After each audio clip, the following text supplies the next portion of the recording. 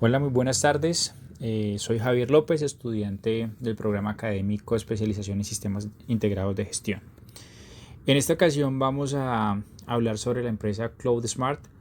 Esta empresa ha crecido con la energía y con la pasión de sus fundadores, pero actualmente pues está enfrentando una crisis silenciosa. La empresa cuenta con más de 60 colaboradores. eh, y también pues actualmente está percibiendo bastantes quejas de sus clientes. Cuentan con equipos sobrecargados, con procesos reactivos y otras deficiencias internas en sus procesos. La buena noticia para CloudSmart es que han decidido dejar de improvisar. En este podcast voy a aplicar 3 herramientas de gestión de la calidad para diagnosticar de cierta forma su situación y proponer el camino a seguir eh, para alcanzar el éxito en este proceso. Vamos a ver un análisis gap frente a la norma ISO 9001, que es la norma de referencia para calidad. Vamos a aplicar el ciclo PHVA para diseñar su sistema de calidad y el AMFE para poder anticipar fallos en procesos críticos. Quiero partir con esta premisa, y es que esto no es solo cuestión de indicadores, sino también es un tema de cultura. Empecemos por el análisis gap. Básicamente, pues esta herramienta compara lo que CloudSmart hace hoy con lo que debería hacer si quisiera cumplir con los requisitos básicos de un sistema de gestión de la calidad. Por poner un ejemplo, los de la norma ISO 9001 del 2015 es como hacer una radiografía, ¿no? En la que pues buscamos identificar en dónde estamos, dónde queremos estar y sobre todo pues qué nos hace falta para poder llegar allí.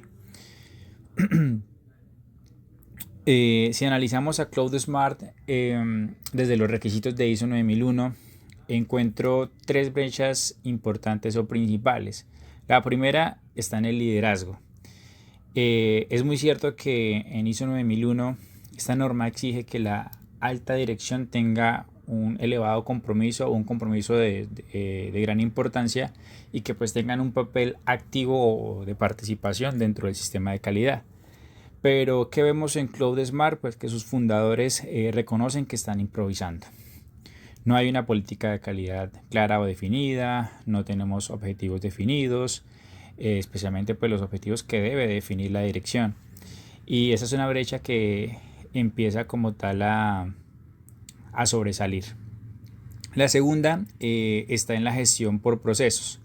En ISO 9001 promovemos el enfoque de procesos. Sin embargo, CloudSmart, sus procesos mayoritariamente son reactivos, es decir, esperamos a que las cosas sucedan para poder actuar. No hay organización, no hay protocolos estandarizados, los desarrolladores trabajan sin una retroalimentación estructurada, y las entregas generan pues constantes reprocesos. Es decir, en resumidas palabras, no hay procesos definidos ni gestionados y pues eso va a generar una variabilidad en sus resultados e ineficiencias. Entonces, cuando no estamos o no tenemos estandarizado una actividad, un proceso, y si estamos hablando de un proceso crítico o misional dentro de la organización, pues realmente no vamos a poder lograr los resultados que esperamos. Y como parte ya la tercera brecha, que quizás es una de las más evidentes, es su documentación. La norma requiere procedimientos documentados, pero pues en CloudSmart la documentación es casi inexistente, volviendo pues al tema principal, que es la improvisación, ¿no? Sin registros no hay control, y sin control pues no hay mejora posible. Identificar estas brechas pues ha sido el primer paso, pero ahora es importante definir cómo las cerramos, y aquí es donde va a entrar nuestro ciclo de mejora continua PHVA.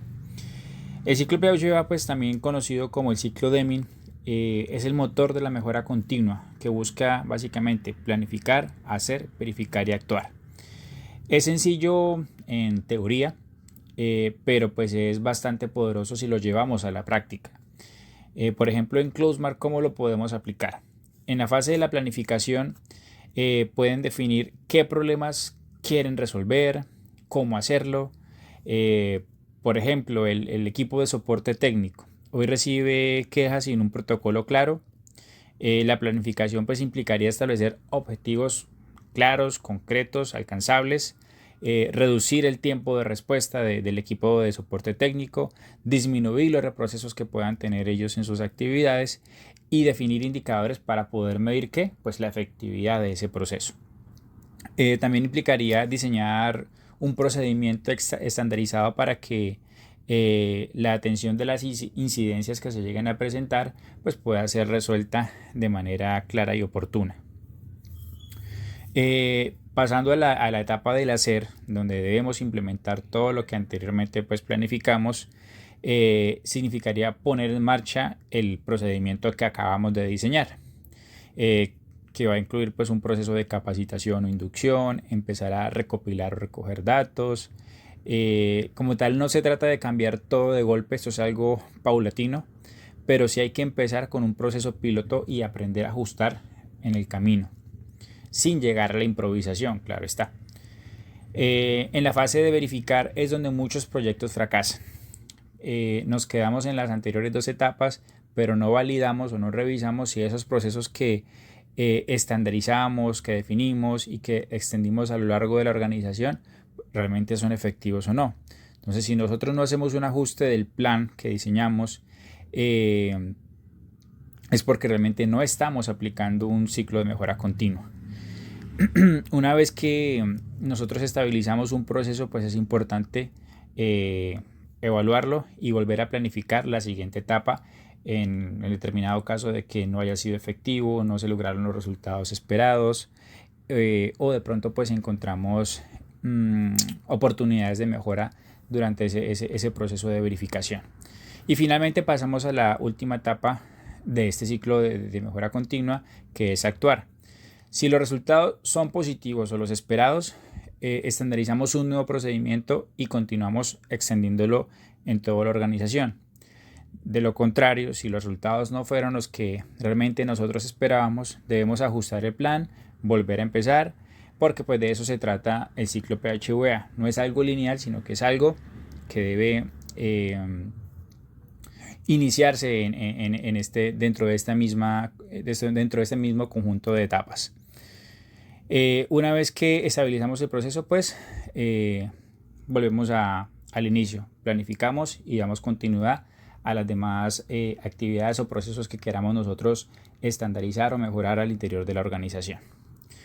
Ya pasando a la herramienta o la estrategia AMFE, que es una herramienta que nos permite hacer un análisis de modo de fallos y efectos.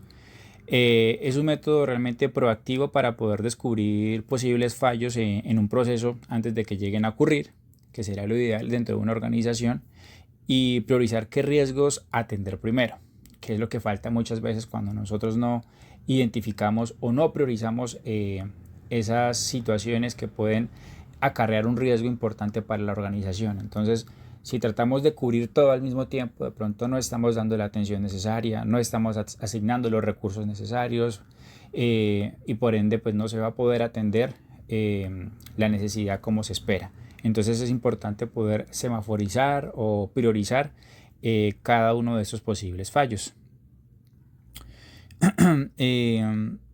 Vamos a aplicarlo paso a paso. Entonces primero identificamos los modos de fallo potenciales. En el soporte técnico, por ejemplo, un modo de fallo podría ser que el cliente reporte una incidencia en su servicio, pero el técnico no lo registre correctamente.